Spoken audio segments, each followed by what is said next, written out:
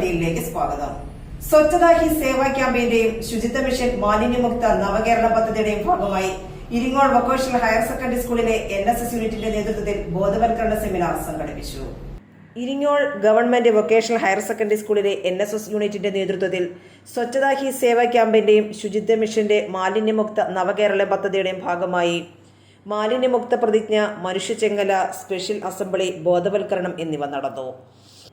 School principal RC Shimi, PTA president Eldos Veenamali, mother PTA president Saritha Ravikumar, SMC chairman Arun Prashobh, NSS programme officer Sameer Siddiqui, doctor Arun R Shekhar, associate programme officer Jisha Joseph, Smith Francis, Bhavya, Akhila Lakshmi, Maya Sebastian, doctor Kavya Nandakumar, Anjana CR, volunteer സെക്രട്ടറിമാരായ Anushree S Nair, Abel Joy എന്നിവർ നേതൃത്വം നൽകി.